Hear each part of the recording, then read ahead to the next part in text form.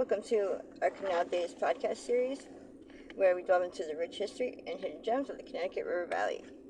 I am your host, Carrie, and today I'm thrilled to have Robert Comu, the founder of the Historical Tours of Greater Holyoke and Canal Days videos and podcast series. Robert offers public and private tours of historical sites throughout the Connecticut River Valley, including cemeteries, churches, and canals, throughout communities such as Holyoke, Chicopee, South Hadley, and East Hampton, and also Granby and Amherst as well. Today's episode will be discussing the Sacred Heart Church located in Laconia, New Hampshire. So, can you describe to us the type of church that this is? The architectural style of the Sacred Heart Church is a Romanesque revival style. The building, the church itself, is made out of masonry blocks that are very dark, and it has two spires to the side, and you wouldn't call it Richardsonian Romanesque because the windows and doors aren't deep enough, but the darkness and the depth, medium depth at least, of the door and windows are close to that style. But the overall effect is quite nice, and I enjoyed visiting this church a few years back. And it has its own churchyard with the barrels inside of it. We'll talk about that. And we'll talk about what has become to the church or the parish itself. And we're also going to talk about what the rest of this full campus is all about. And can you disclose to us who's buried within the churchyard? There are two pastors buried in the churchyard. The first one is the founder himself, Joseph John Monge. He founded and was the first pastor of the Sacred Heart Church. He did those duties from the first year that it opened up in 1891 up to 1904 when he died, so he did it for 13 years. He's buried with a large tombstone right in the churchyard, and there's another pastor buried here. The next pastor along was a Joseph Eugene Dubois, and he's also buried in the churchyard. The front of the same monumental gravestone is devoted to that pastor. He has a copper plaque embedded into the stone, and he served right up to 1925, so for 21 years. So there's two pastors buried here. It's a great honor to have a Catholic pastor buried in the churchyard. There are several examples of these throughout New England, and I know of probably about 10 churches that are like this, but I want to discover more.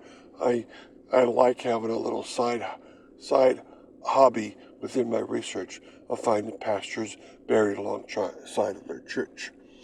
There are several around where I live, around the Springfield, Massachusetts area, several in Boston, and there's one now in Laconia at the Sacred Heart Church there. So it's a very beautiful church to visit. For that reason, it's very, very unique looking too. And real quick before we continue with the rest of our interview, just to fill our listeners in, if you want to find out more information or check out his website, do it at holyokecanaltour.org, and there you can find his tours, including a detailed list and the podcast and video series he has for Canal Days as well. You can also book private tours there. So, getting back to our interview,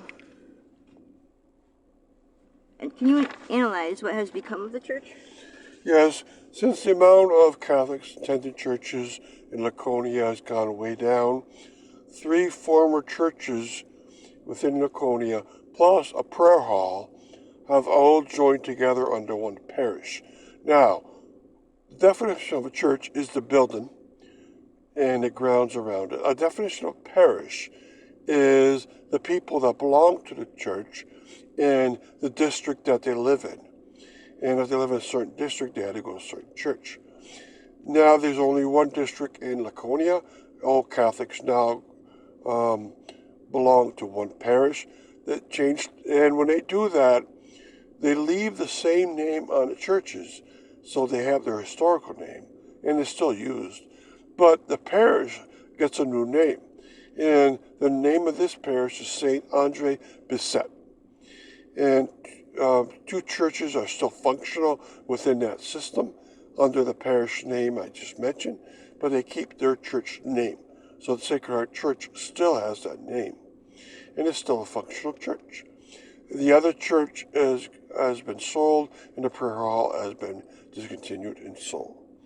So it has become a new parish, but it's still the same church, and still has active Sunday masses and other religious events such as baptism and marriages and funeral masses. So you can visit there if you want to. I've gone there before, and it's a fine little place. And then, what about the campus and the cemetery? Okay, it is a complete campus. The rectory is close by, right next to the church. There's a chapel attached to the side of the church, and of course there's a churchyard with 2 burials. There was formerly a school there. I don't believe that school is now active anymore, so it was a complete campus at one time. And the neighborhood is a very nice neighborhood. It was the French-Canadian neighborhood of Laconia. Laconia was an industrial location, and so it attracted a lot of people from Quebec, and hence the need for a French-Canadian church where the masses were given in French language. They don't have them in French anymore, but it's still a pleasant place to visit and a nice neighborhood for sure. And thank you, Robert, for educating us on your tours and historical topics of your expertise. And we want to thank our listeners for tuning in. And be sure to check out a large selection of other podcasts on his website as well as on SoundCloud.com. And stay up to date with new podcasts and videos posted daily. And thank you for tuning in.